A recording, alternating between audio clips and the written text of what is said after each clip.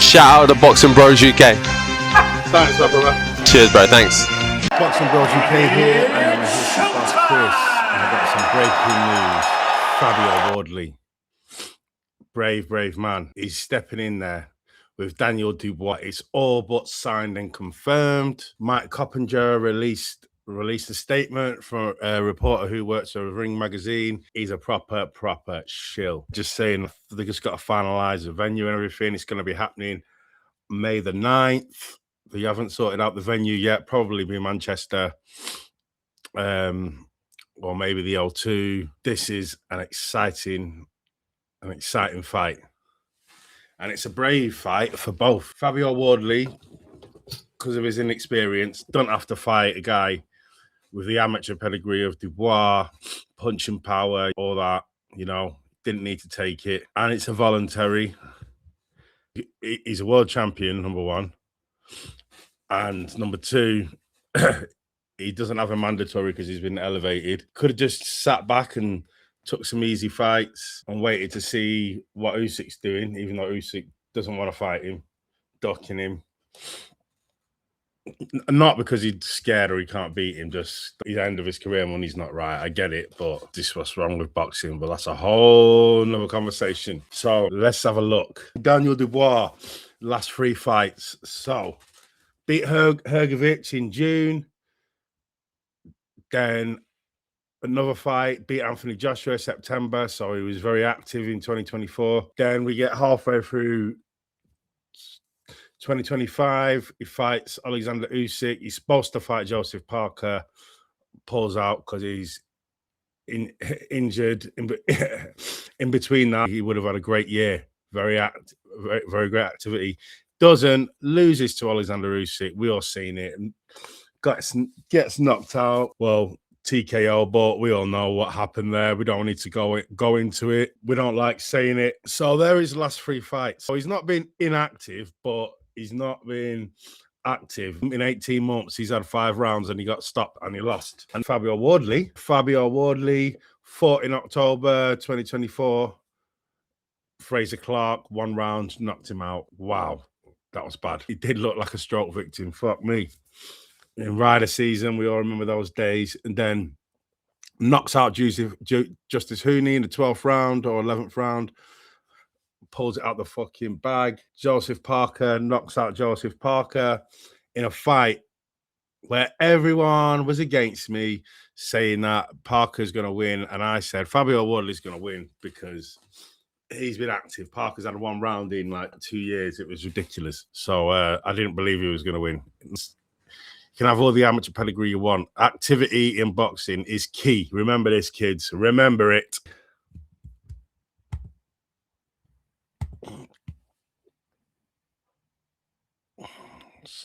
So I'm very excited for this fight. They both have knockout ratios of like 80 or 90%.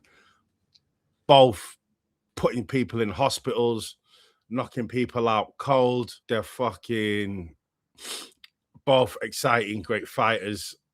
Both got leaky defenses. This ain't going the distance, guys. This is going to be a great fight. But and I feel sorry for Fabio Wardley because he's having to take a big risk against Dubois. And Dubois taking a big risk, man. He was supposed to be fighting Zhang as a comeback fight. Then all of a sudden, boom, world title fight straight in there with Fabio Wardley. Props to him for that. Usyk won't fight Wardley. Don't want to fight Wardley. Probably not going to fight Dubois again. So I don't know what he's doing. I think he's fighting a kickboxer or something. What the or Jake Paul or Andy Ruiz. Fuck knows what Usyk's doing. I'm done with that guy. Fuck me. I wish he'd retire or fight someone real. Come on. Sort it out, mate. Or fight Caballero. So for Wardley, it's a voluntary shot. And I'm not big on people getting fucking world title fights coming off a loss just because of the name. Pipping people who worked hard for it and deserve it. For me, if I was Frank Warren, I would have put Dubois in with Zhang, build up his confidence. He's been a little bit inactive, and his last fight was a loss where he got stopped. And Wardley, he's very, very inexperienced, learning on the job. He's elevated to world champion. I'd give him an easy fight. Well, not an easy fight, but like a learning fight. I wouldn't give him such a hard fight like Dubois straight away, especially since he's got a voluntary. I would have pit him against Jarrell Miller. Doesn't punch hard. Work on things, get some rounds. Anderson, good name. Another good learning fight. I think he can easily beat him. I think he can stop Anderson. Sanchez, great Cuban style counterpunch boxing. A learning fight there for him. Martin Bacoli, a tough learning fight. You fight, you go back home to Africa, you forget that you're an athlete. Yeah, look at you right now. You're as fat as fuck. I don't understand what the fuck. You meant to represent our brothers and come in shape, bro. He's inactive. He's looked terrible in his last couple of fights. That guy don't come in fucking shape, fat bastards. I would have done that. Get Wardley a learning fight or a learning fight of his inexperience and see what fucking Usyk, the formerly great fighter, now cherry picker, does next to see if he can get that unification with him. Dubois is very, very lucky that Frank Warren loves him and always looks out for him. If you think about it, he does. Like, he has his little favourites. Like, look how many chances Anthony Yarde's had of Uncle Frank. And look at how many chances Dubois had. Lost to Joe Joyce, gets a WBA regular title against fucking no mark. I can't remember his name. Loses again to Usyk. He gets another chance. Like, he just gets chance after chance because Uncle Frank likes him and looks after him. This is not in the best interest for Wardley, this fight. It really isn't. However, it's a fucking great fight. It'll make money and it will sell. All them other fights I said that are probably better for Wardley. None of them are going to sell except for the Miller fight, and that's just because of Miller's mouth. Dubois, Zhang, that ain't really going to sell. So, yeah, he's not giving us the best fight and making himself the most money. So I get it. Not complaining, but I would have fought the long game and fought them separately and then met them up later if Usyk's still being a faggot. But he's not doing that, so he's doing this, and he's giving us a great fight, main night. Wow. You got to give these guys both props for taking it. It's all but signed.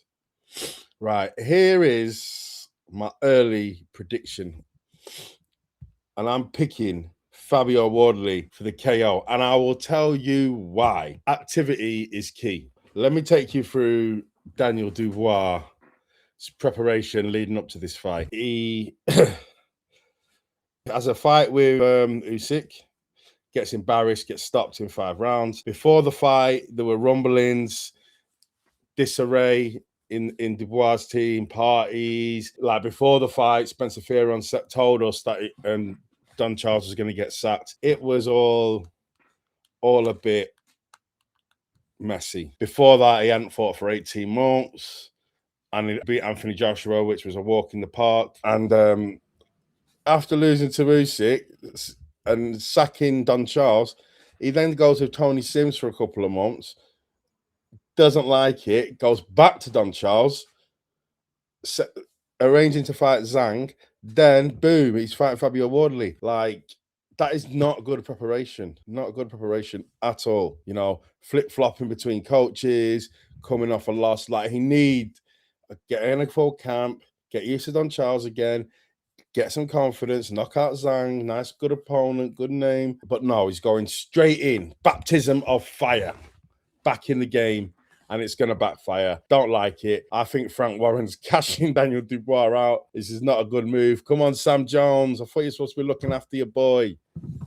I just see this. He's going to get knocked out cold. So, not a lot of activity. And Fabio Wardley is riding high. Fucking back-to-back KO wins. One, pulled it out the bag last round. Second one, everyone was writing him off. He won. He stops Parker. Yes, it was a questionable stoppage. I didn't agree with it. However, it's what happened. Parker popped dirty for cocaine, getting on that bugger sugar, loving life. No, allegedly bugger sugar. He hasn't really said anything, and he protests his innocence.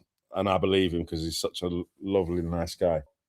I just think that Daniel Dubois is a fragile guy. He's an on-top fighter. He needs a warm-up fight. He can't just go straight back in. Yes, Fabio Wardley doesn't have the amateur pedigree and all that, blah, blah, blah. But I'm telling you now, the story of Fabio Wardley is not going to be stopping from this. He's riding high. He's been active. He's been elevated to champion. He doesn't give a fuck. He's scared of nothing. For him to take this fight and say, yeah, I'll fight him. Fabio Wardley's got that dog in him. He's riding high, full of confidence, active. And I just think activity is key. Fabio Wardley's going to go Dragon Ball Z, Budokai, Super Saiyan on him and land a Hadouken. Land that Hadouken shot, and that's going to be all she wrote. Too confident, too active. Now he's been elevated to champion, and he's an email champion. He didn't win it from Usyk. He's going to have that little bit of extra spite, wanting to prove himself, hungry. So that's my early prediction. Fabio Wardley for the KO to win. Give me your early predictions. What do you think about this news? Are you excited for the fight? Like and subscribe.